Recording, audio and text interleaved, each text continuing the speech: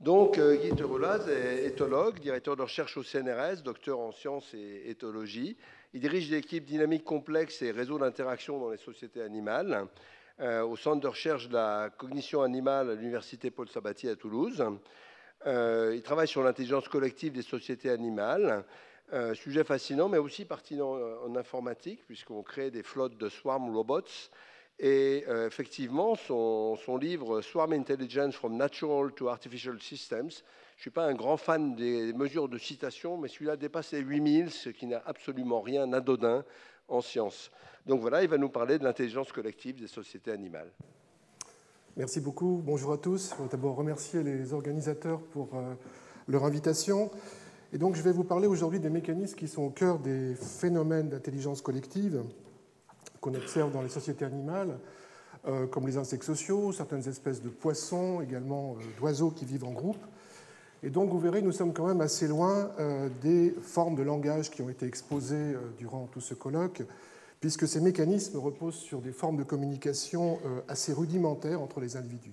Mais vous verrez aussi que malgré leur simplicité, ces mécanismes vont permettre à des groupes d'individus de traiter collectivement de l'information et de coordonner leurs actions pour résoudre tout un ensemble de problèmes qui sont parfois assez complexes et auxquels ces animaux sont confrontés quotidiennement. Des individus qui, parfois, en fait, n'ont tout simplement pas les capacités de résoudre ces problèmes à leur échelle. Et au cours des 30 dernières années, ces phénomènes ont suscité beaucoup d'intérêt, non seulement de la part des éthologistes, mais également des physiciens, car les sociétés animales sont des systèmes qui sont particulièrement intéressants pour aborder le problème de la complexité en biologie, et notamment le passage de l'individuel au collectif. Alors vous êtes sans doute très nombreux, je pense, à avoir pu déjà observer les balais des tourneaux qui, à la tombée de la nuit, se rassemblent par milliers au-dessus de nos villes, et notamment dans le sud de l'Europe, pour trouver des sites de repos où ils vont passer la nuit. C'est un spectacle toujours fascinant, et il nous vient presque tout naturellement à l'esprit la question de savoir comment ces milliers d'oiseaux parviennent à se déplacer ensemble de manière aussi coordonnée et se comporter comme un seul et même superorganisme. Alors, ces phénomènes ont longtemps intrigué les ornithologues, et dans les années 30, certains auteurs comme Edmund Selous ont même suggéré qu'une aussi parfaite coordination des déplacements ne pouvait résulter que d'un transfert de pensée télépathique d'un oiseau à l'autre. Alors, à une autre échelle, cette fois chez les insectes sociaux, certaines espèces de termites et de fourmis construisent des nids d'une incroyable complexité. Vous avez ici des nids d'Apicothermes qui sont vraiment des petits bijoux d'architecture. Et la taille de ces structures peut atteindre parfois, dans certains cas, plusieurs milliers de fois celles des individus qui les construisent. Là encore, comment des milliers d'insectes parviennent-ils à coordonner leurs activités bâtisseuses pour réaliser ces édifices? Et donc, comme chez les oiseaux, tout se passe comme si chaque colonie d'insectes se comportait comme un seul et même superorganisme et qu'il existait virtuellement au sein de ces sociétés une sorte de force mystérieuse capable de coordonner les activités de centaines de milliers d'individus. Et c'est cette force mystérieuse que le poète belge Maeterlinck a appelée au début du XXe siècle l'esprit de la ruche. Et au cours des 30 dernières années, on a pu décrypter certains des mécanismes qui gouvernent l'intelligence collective de ces superorganismes, ce qui a permis d'apporter des explications à des phénomènes qui pouvaient apparaître au premier abord comme assez mystérieux. Alors tout d'abord, les deux exemples de superorganismes que je viens de vous citer ont la particularité d'être des systèmes complexes, c'est-à-dire qu'ils sont constitués d'un grand nombre d'individus qui interagissent les uns avec les autres, soit directement, soit indirectement à travers les traces qu'ils laissent dans leur environnement.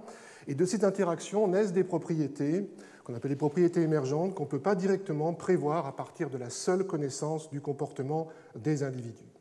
C'est-à-dire que ces groupes et ces sociétés d'organismes ont la capacité de produire des comportements collectifs plus ou moins complexes. Vous avez ici quelques exemples, depuis des formes assez simples de déplacements coordonnés qui permettent par exemple à des groupes d'oiseaux ou à des bancs de poissons d'échapper à des attaques de prédateurs, jusqu'à des formes beaucoup plus élaborées qu'on retrouve chez les insectes sociaux, notamment dans la chasse, dans la récolte de nourriture, dans le choix des sites d'édification, dans le transport de charges, ou bien encore dans la construction et la défense d'un nid.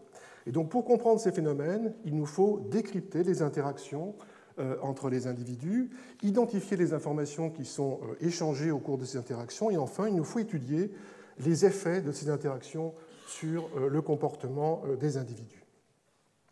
Et donc pour cela, on dispose depuis quelques années de nouveaux outils qui vont nous permettre notamment de mesurer très précisément le comportement des individus et l'effet des interactions sociales sur leur comportement.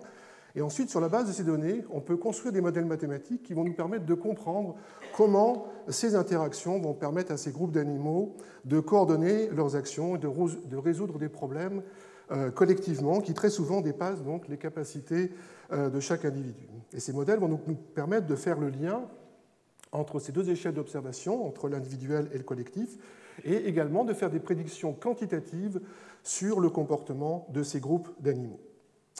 Alors, pour analyser les interactions qui interviennent, par exemple, dans la coordination des déplacements de poissons au sein d'un banc, on utilise des techniques d'analyse d'images automatisées grâce auxquelles on peut suivre les déplacements de chaque individu dans un groupe. Et en accumulant ensuite plusieurs dizaines d'heures de données sur des poissons qui nagent soit seuls, soit en paire dans un aquarium, on peut caractériser d'une part le déplacement spontané des poissons, identifier les stimuli potentiels auxquels un poisson va pouvoir réagir, comme par exemple la distance, l'orientation, la position relative, l'orientation relative également par rapport à un autre poisson, et mesurer les effets de ces informations sur la réponse comportementale du poisson qu'on observe.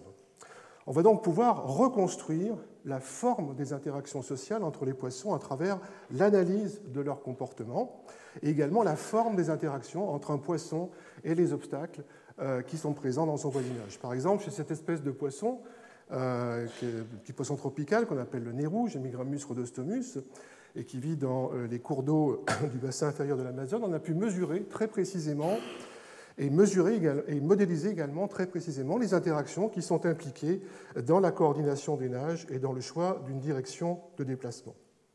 Alors ces interactions, vous voyez ici, consistent essentiellement pour un poisson à être attiré et à s'aligner avec ses voisins, et l'intensité de ces interactions, que vous voyez ici, là, sur l'axe des Y, c'est l'intensité, elle dépend à la fois de la distance entre les poissons, de leur position relative, également de leur orientation relative. Et on voit par exemple ici que la distance qui sépare deux poissons, quand la distance qui sépare deux poissons est très petite, eh bien, ils se repoussent, c'est-à-dire que l'attraction devient négative.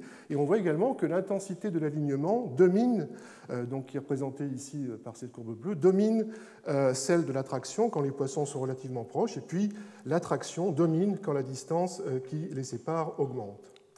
Et de plus, les réponses comportementales des poissons sont très fortement modulées par l'anisotropie de leur perception. Vous voyez ici, sur cette figure centrale, que l'intensité de l'alignement des poissons, qui est représentée ici en bleu, en fait, est sur la direction de déplacement du congénère, donc est maximale quand le congénère se trouve à l'avant gauche ou droit, et l'intensité ensuite de l'alignement décroît progressivement quand le congénère se situe à l'arrière du poisson. Donc il existe une très forte asymétrie dans les interactions entre les poissons qui interagissent fortement avec ceux qui sont situés à l'avant et très faiblement avec ceux qui sont situés à l'arrière. Et ensuite, l'implémentation de ces deux types d'interactions dans un modèle nous permet de vérifier qu'elles reproduisent effectivement les caractéristiques des déplacements de poissons quand ils nagent par exemple en groupe de 2 dans une arène.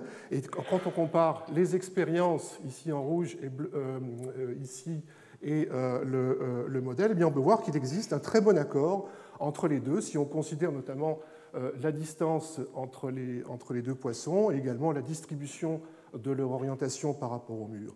Et on peut voir aussi que dans les expériences et également dans les simulations du modèle, les poissons ont tendance à rester tout près du bord de l'arène et également proches les uns des autres. Mais vous voyez ici que le leader temporaire, qui est représenté ici en rouge, se trouve à l'avant du suiveur qui, lui, ici, est représenté en bleu. Alors, ce que nous apprend également le modèle, c'est que lorsque l'intensité respective des interactions d'alignement et d'attraction change, le banc va adopter spontanément des types de déplacements collectifs très différents. Tout d'abord, quand l'intensité d'alignement est faible, et donc quelle que soit l'intensité de l'attraction, les poissons restent ensemble sans qu'il y ait véritablement de coordination. C'est ce qu'on appelle une phase de swarming, que vous voyez ici. Ensuite, quand l'intensité de l'alignement augmente, on voit des nages qui sont très polarisées, ce qu'on appelle du schooling en anglais, tous les poissons se déplaçant ensemble dans la même direction. Dans toute cette zone ici de combinaison d'interaction, d'intensité d'interaction, d'attraction et d'alignement. Et puis, pour certaines combinaisons d'intensité d'attraction et d'alignement, les poissons adoptent des formes de déplacement collectif circulaire dans lesquelles ils nagent en cercle autour d'une zone centrale vide. Et puis enfin, dans cette zone, ici, qui est figurée ici en rouge, qui est proche de la ligne séparant deux phases, les interactions peuvent conduire un banc de poissons dans un état qu'on appelle un état critique, dans lequel il va avoir une sensibilité et une réactivité extrême à la moindre perturbation. Et quand le banc se trouve dans cet état critique, eh bien, on a une corrélation des déplacements à l'échelle du banc dans son ensemble, et le changement local du comportement d'un très petit nombre de poissons, qui auraient par exemple détecté la présence d'un prédateur dans le voisinage, peut faire très rapidement basculer le banc d'une forme de déplacement à une autre. Alors pour un banc, ou plus généralement donc pour un groupe animal, le fait que les paramètres qui contrôlent l'intensité des interactions soient proches d'un point ou d'une ligne critique, c'est d'un intérêt capital, car ça lui permet de changer très rapidement de comportement collectif en fonction de ce qui se passe dans son environnement, et ça donne l'illusion qu'il existe une transmission de pensée entre les individus. Et les paramètres typiques d'intensité qu'on a pu mesurer chez une autre espèce de poisson, la doulaqueux rubanée, qui vit le long des côtes de l'île de la Réunion, sont proches du point de rencontre des trois phases et donc proches des lignes critiques. Et on voit donc que cette forme d'intelligence collective assez élémentaire des bancs de poissons, qui leur permet d'adapter collectivement leur comportement à ce qui se passe dans leur environnement, résulte d'une combinaison bien particulière ici des interactions entre les poissons. Alors, mais c'est bien sûr chez les insectes sociaux qu'on va retrouver les formes les plus diverses et les plus élaborées d'intelligence collective. Et l'une des manifestations les plus spectaculaires de cette intelligence collective, c'est la capacité qu'ont certaines espèces d'insectes, comme les termites ou les fourmis, de construire des nids d'une remarquable complexité. Alors, coordonner les activités d'individus, de milliers d'individus sans plan, sans architecte, c'est un problème vraiment complexe, et qui pose la question des mécanismes qui permettent aux insectes de réaliser ce type d'exploit. Et la première tentative d'explication un peu sérieuse de ces mécanismes, elle a été proposée à la fin des années 50 par Pierre-Paul Grasset, qui a introduit à cette époque le concept de stigmergie. Grasset a étudié comment s'effectuait la construction du nid chez les termites, et il a découvert que les insectes ne contrôlaient pas directement leur activité bâtisseuse, mais qu'ils étaient en quelque sorte guidés par le produit de leurs activités antérieures. C'est-à-dire que les individus coordonnent leurs activités au moyen d'interactions indirectes, et c'est ce mécanisme que Grasset a appelé stigmergie, qu'il a construit à partir des mots grecs stigma, qui signifie piqûre, et ergon, qui signifie travail. Alors comment ça fonctionne, cette stigmergie? C'est essentiellement un processus de type stimulus-réponse, c'est-à-dire que les traces qui sont laissées sur le sol par un insecte quand il se déplace, comme par exemple des pistes chimiques ou des ébauches de construction, qui résultent de son activité passée. Donc tous ces éléments vont constituer des sources d'information et de stimulation qui vont déclencher des comportements spécifiques chez les autres insectes de la colonie. Donc un insecte va alors modifier le stimulus qui a déclenché son comportement, ce qui va conduire à la formation d'un nouveau stimulus qui lui-même va déclencher de nouveaux comportements spécifiques, et à leur tour, ces comportements vont avoir pour effet de transformer le stimulus et ainsi de suite. Et ce processus assez simple peut conduire, sous certaines conditions, à une coordination de l'activité des insectes, tout en donnant l'illusion que la colonie suit dans son ensemble un plan prédéfini. Et donc, pour comprendre comment les insectes d'une colonie construisent leur nid, eh bien, on doit identifier et caractériser toutes ces boucles stimulus-réponse, puisqu'elles vont jouer un rôle clé dans la coordination des comportements des individus et bien sûr dans la croissance et la forme des nids. Alors, ces processus stigmergiques sont notamment impliqués dans la construction des nids chez les guêpes sociales. Chez ces guêpes, en fait, la majorité des nids sont construits à partir de fibres de bois mâchées qui sont ensuite mélangées avec des sécrétions salivaires, ce qui permet à la guêpe de construire et de confectionner une petite boulette de carton. Et cette boulette va ensuite être modelée pour construire les différentes parties du nid, le pédicelle, qui permet de rattacher le nid au substrat, les rayons de cellules ou l'enveloppe externe quand il y en a une. Et au laboratoire, comme vous voyez ici, pour étudier ces phénomènes, on utilise du buvard coloré. Et en changeant régulièrement la couleur du buvard, on peut donc suivre les différentes étapes de la construction du nid, et on va pouvoir étudier très précisément les comportements individuels et en particulier comment s'opèrent les choix des sites de construction, c'est-à-dire qu'est-ce qui va déterminer une guêpe à construire à tel endroit plutôt qu'à tel autre. Et par exemple, chez les guêpes polistes qui vivent dans le sud de la France, le processus de construction débute par la construction d'un pédicelle, donc qui permet de rattacher le nid au substrat externe. Ensuite, une première cellule est construite dans le prolongement du pédicelle. Et puis, au fur et à mesure de la construction, le nombre de sites potentiels au niveau desquels une nouvelle cellule peut être construite augmente.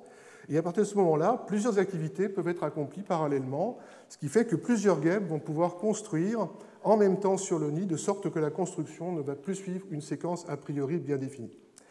Et donc, à ce moment-là, l'organisation de la construction s'opère alors de manière complètement distribuée, et l'activité bâtisseuse des guêpes est en quelque sorte dictée par les configurations spatiales des cellules qu'elles vont pouvoir détecter au moyen de leurs antennes. C'est donc l'architecture elle-même, qui constitue une sorte de mémoire collective, qui va coordonner progressivement l'activité de la construction.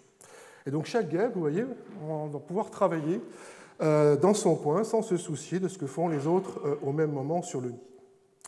Et donc pour déterminer à quel endroit les guêpes doivent construire une nouvelle cellule, elles utilisent les informations qui leur sont données par l'agencement local des cellules qui sont déjà construites. Et par exemple, sur ce petit nid, on peut voir qu'il existe 12 sites potentiels au niveau desquels les guêpes peuvent construire une nouvelle cellule, mais tous ces sites ne sont pas équivalents. On voit que 7 sites possèdent une seule cloison adjacente, qui sera commune avec la future cellule. 4 autres sites ici ont 2 cloisons adjacentes, et enfin un dernier site possède 3 cloisons adjacentes. Et ces différents sites ne sont pas tous choisis de la même manière par les guêpes. Ce qu'on observe, c'est qu'elles préfèrent construire une nouvelle cellule au niveau des sites qui possèdent le plus grand nombre de cloisons adjacentes. Donc on voit que plus le nombre de cloisons au niveau d'un site est important, plus la probabilité qu'une guêpe construise une nouvelle cellule au niveau du site est élevée. Et ensuite, pour étudier les conséquences de l'application de ces règles de construction sur la croissance et la forme du nid, on va construire un modèle assez simple ici, dans lequel les guêpes sont représentées sous la forme d'agents, dont le comportement est en quelque sorte calqué sur celui des guêpes naturelles. Et chacun de ces agents n'a qu'une perception très locale de son environnement. Pardon, je suis passé un peu vite. En fait, les agents ne perçoivent que les 20 cellules voisines de la cellule qu'elles occupent à un instant donné, et elles ne possèdent aucune représentation, aucun plan du nid qu'elles construisent. Ces agents utilisent simplement un ensemble de règles qui leur sont communes, un peu comme un jeu de Lego.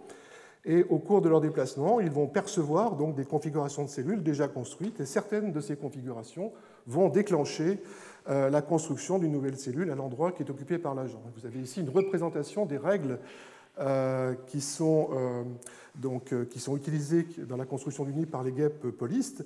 Et ce que l'observation nous a également montré, c'est que ces règles sont stochastiques, c'est-à-dire que chaque guêpe exécute ces règles avec une certaine probabilité.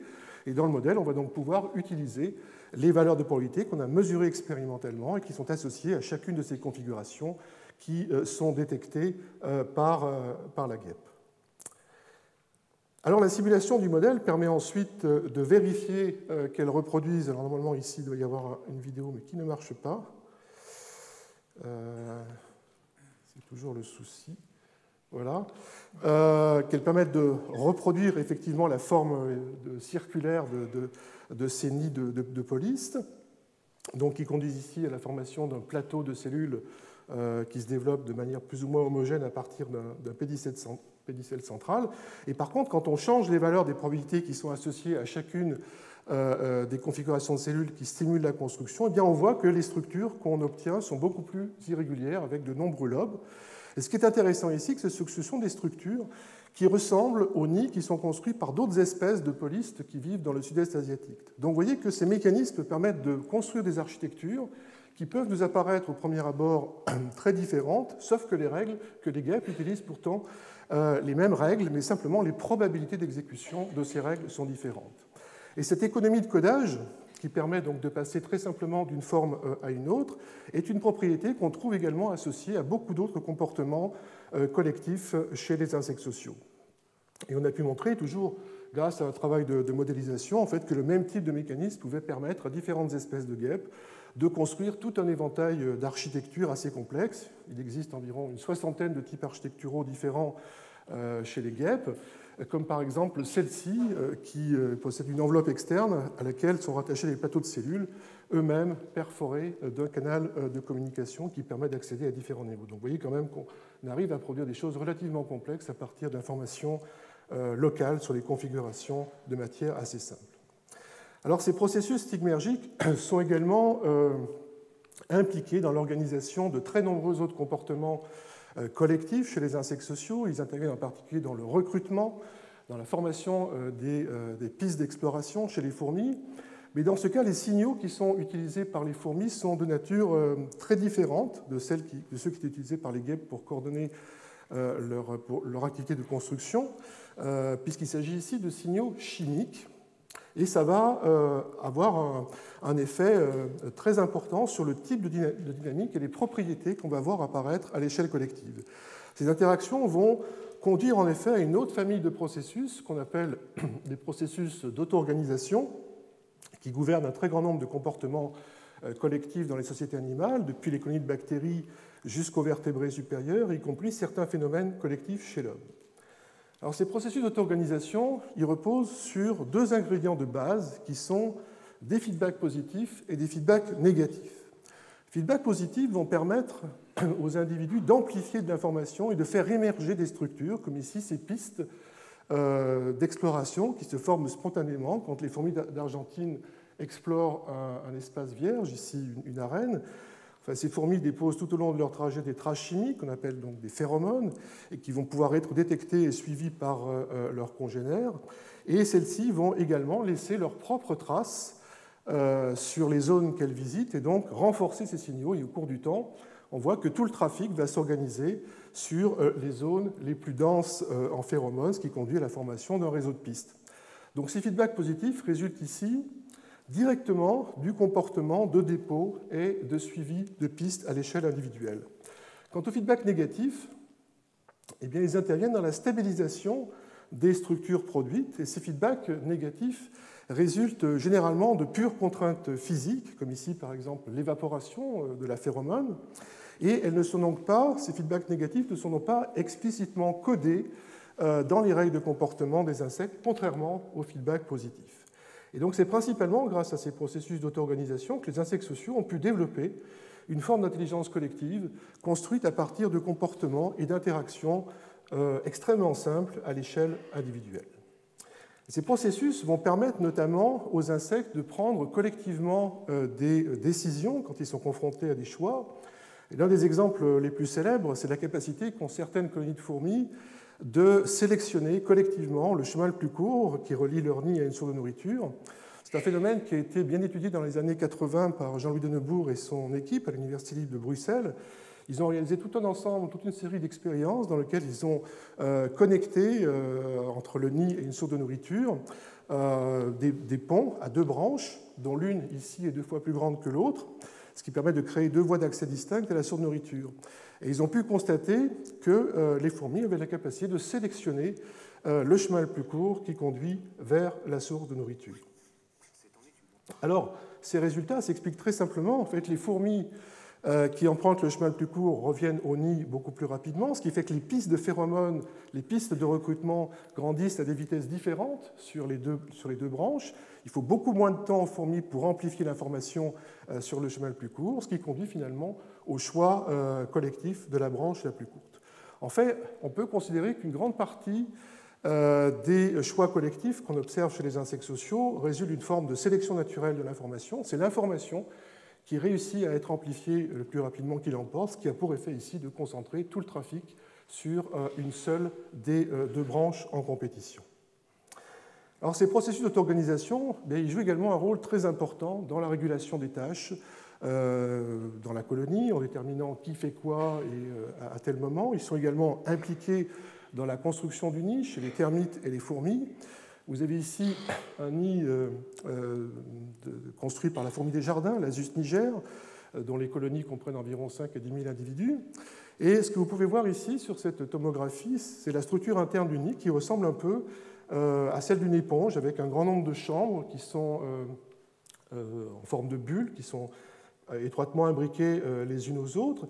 Et ce qu'on peut également noter dans les parties centrales du nid, c'est la présence d'une organisation des chambres selon des plans parallèles et superposés, comme ici, avec également des connexions entre les différentes chambres et une continuité des cloisons entre deux étages successifs. Donc, vous voyez ici l'intérieur du nid, on a reconstitué à partir de tomographie. Alors, ces nids sont construits à partir de l'agrégation de boulettes de terre, et on a pu étudier en détail ces comportements de construction avec un dispositif dans lequel des groupes de fourmis ont accès à une boîte de pétri qui contient en fait une fine couche de terre humidifiée. Et quand on éclaire en permanence le dispositif, on stimule très fortement l'activité de construction des fourmis qui vont essayer de se construire un abri pour se protéger de la lumière. Mais comme la quantité de terre qu'on leur donne est limitée, eh bien, le processus s'arrête juste après les toutes premières étapes de construction du nid, ce qui conduit, comme vous voyez ici, à la formation de piliers et de murs régulièrement espacés. Alors, ce qui est frappant, c'est l'extrême simplicité des règles, des interactions, des règles de comportement qui sont utilisées par les fourmis pour construire leur nid. Ces règles sont essentiellement au nombre de 3, et on a pu les caractériser, les quantifier, les modéliser très précisément. D'abord, prendre des boulettes de terre, les imprégner d'une phéromone qui va pouvoir être détectée par les fourmis et guider leurs actions. Ensuite, déposer ces boulettes dans les zones riches en phéromones où d'autres boulettes ont été récemment déposées. On voit ici que la probabilité qu'une fourmi dépose une boulette sur un tas augmente plus ou moins linéairement avec le nombre de boulettes déjà déposées. Donc la phéromone de construction stimule le dépôt, ce qui crée un feedback positif. Et dans le même temps, cette phéromone, vous voyez ici, va inhiber le comportement de prise de boulettes de terre. Et on voit ici que plus le nombre de boulettes détectées par une fourmi est important, donc plus la zone est riche en phéromones, et bien plus la probabilité de prise diminue dans cette zone. Et puis, lorsque les piliers qui résultent de l'amoncellement de ces boulettes atteignent une hauteur qui correspond approximativement à la longueur moyenne du corps d'une fourmi, et bien la troisième règle consiste à aller déposer des boulettes latéralement. Donc les fourmis, à ce moment-là, utilisent leur corps comme une sorte de gabarit pour déterminer à partir de quel moment elles vont cesser d'accumuler en hauteur et commencer à déposer des boulettes latéralement pour commencer à construire les voûtes et les chambres. Alors ces 3 règles de comportement et les interactions qu'ont les fourmis avec les structures qu'elles construisent vont leur permettre de coordonner leurs actions sans avoir besoin d'échanger directement de l'information. Là encore, c'est essentiellement à travers les traces qu'elles laissent dans leur environnement que les fourmis coordonnent la construction de leur nid. Et ensuite, on a pu modéliser ces processus de construction et on a pu montrer que la combinaison de ces 3 règles conduit effectivement à la construction de piliers régulièrement espacés, puis de chapiteaux au-dessus de ces piliers dont la forme reproduit celle qu'on observe dans les expériences. Et vous avez ici par exemple un exemple de simulation du modèle dans lequel on a transposé ces règles de construction. Je vais peut-être le repasser. Voilà. Les fourmis, ce sont ces petits cubes rouges qui se déplacent aléatoirement, donc ils prélèvent des boulettes de terre sur le sol. Ensuite, par hasard, quand la quantité de boulettes en un endroit est suffisamment élevée, ces zones deviennent des germes à partir duquel les fourmis entassent d'autres boulettes, construisent des piliers. Et par la suite, quand la taille des piliers est suffisamment grande, les fourmis commencent à réaliser des dépôts en hauteur et à la fin, on obtient ces structures globulaires et massives qui surplombent les piliers. Puis quand deux structures globulaires, qu'on appelle aussi des chapiteaux, sont proches l'une de l'autre, ils peuvent fusionner, créer une arche voûtée et puis progressivement une chambre. Et ensuite, on peut comparer, là encore, la forme des structures produites dans le modèle à celle obtenue dans les expériences, dans les mêmes conditions, et vérifier que les interactions et les comportements qu'on a implémentés dans le modèle reproduisent fidèlement la dynamique de construction et la forme des nids construits par les fourmis. En particulier, si on considère ici l'évolution du nombre moyen de piliers construits au cours du temps par les fourmis, ou la distance moyenne entre 2 piliers voisins, vous voyez que le modèle reproduit très fidèlement le type de dynamique qu'on observe dans les expériences. Et ce que le modèle nous a également permis de mettre en évidence, c'est le rôle de la phéromone qui est ajoutée par les fourmis au matériel de construction dans l'adaptation de la forme du nid au changement de conditions environnementales. En effet, selon les conditions climatiques, la phéromone va se dégrader plus ou moins rapidement, ce qui va conduire les fourmis à construire moins de piliers dans un environnement sec, comme vous voyez ici. Les chambres qui sont construites sont alors beaucoup plus grandes et les fourmis peuvent s'y agréger en grand nombre pour conserver le peu d'humidité disponible. Et à l'inverse, dans un environnement humide, la phéromone persiste plus longtemps, ce qui conduit à construire un nombre plus élevé de piliers et les chambres sont plus petites. Donc vous voyez qu'une simple modulation de la durée de vie de la phéromone eh bien, par les conditions environnementales, va permettre d'adapter la forme du nid sans que les fourmis aient besoin pour ça de changer leurs règles de construction. Et d'un point de vue fonctionnel, on voit donc qu'en conservant les mêmes règles de comportement à l'échelle individuelle, on obtient automatiquement une transition entre les formes produites simplement en changeant le taux d'évaporation de la phéromone. Donc on voit que ces processus d'auto-organisation permettent à une colonie de produire des structures dont la forme va changer en fonction des conditions de l'environnement, et ces processus permettent aussi une très grande économie de codage des mécanismes qui, à l'échelle individuelle, permettent à ces insectes de coordonner leurs activités, de construire collectivement des nids qui, chez certaines espèces, peuvent atteindre un très haut niveau de complexité et de sophistication. Alors pour résumer, eh bien, on peut dire que les capacités qu'ont certaines espèces animales vivant en groupe ou en société à coordonner leurs activités individuelles et à résoudre collectivement tout un ensemble de problèmes repose sur la combinaison d'interactions directes ou indirectes. Vous en avez présenté quelques exemples entre les individus. On commence à entrevoir la logique générale derrière, donc, qui conditionne en fait la forme spécifique de ces interactions, même si on est encore très loin d'avoir une cartographie complète des différentes familles d'interactions. En tout cas, on dispose aujourd'hui des outils et des méthodes qui nous permettent de décrypter les interactions chez un très grand nombre d'espèces, et d'ailleurs y compris l'homme. Et par exemple, chez les insectes sociaux, on connaît aujourd'hui les interactions qui sont impliquées dans de nombreux comportements collectifs, et un grand nombre de ces interactions conduisent à des processus d'auto-organisation. Dans ces processus, les signaux qui sont échangés entre les insectes au cours de ces interactions permettent d'amplifier certaines informations à l'échelle d'une colonie et de construire des réponses collectives qui dépassent de très loin les capacités propres à chaque individu.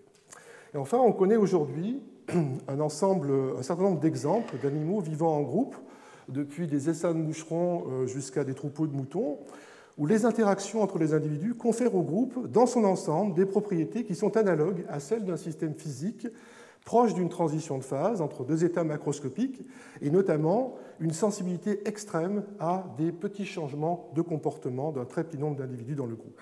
Et la réaction de ces individus, grâce aux interactions, va pouvoir ensuite se propager à tous les membres du groupe, ce qui leur permet de réagir efficacement à des perturbations extérieures, et notamment quand un prédateur est détecté dans le voisinage. Et chez les moutons, par exemple, on a pu montrer que l'intensité avec laquelle les individus s'imitent les uns les autres conduit le troupeau à être dans un état critique, tout en optimisant deux conflits à l'échelle individuelle. D'une part, le besoin de se disperser, donc maximiser la surface de pâturage explorée par chaque mouton, et d'autre part, le besoin de minimiser le temps nécessaire pour se regrouper en cas de danger. Et donc, vous voyez qu'à travers ces exemples, la sélection naturelle a pu s'exercer non seulement sur la forme des interactions entre les individus, donc, qui conduisent à ces propriétés, mais également sur l'intensité propre de ces interactions pour que ces groupes puissent présenter ces capacités collectives d'adaptation. Voilà, pour finir, je voudrais citer toutes les personnes qui ont été impliquées dans ces travaux, à la fois chez les fourmis et les poissons, qui travaillent dans mon groupe à Toulouse, car tout ça reste un travail collectif, un travail d'équipe. Daniel Calevi, Valentin Lecheval, Andrea Pernin, Jacques Gautret, Christian Jost, Yann Huskong, dans mon groupe à Toulouse, et puis également deux physiciens avec qui on travaille depuis plusieurs années, donc Hugues Chaté, qui travaille au CEA à Saclay, Clément Cyr, au laboratoire de physique théorique à Toulouse, et puis deux informaticiens, Pascal Kunz et Fabien Picaroun, à l'école polytechnique de l'Université de Nantes. Je vous remercie.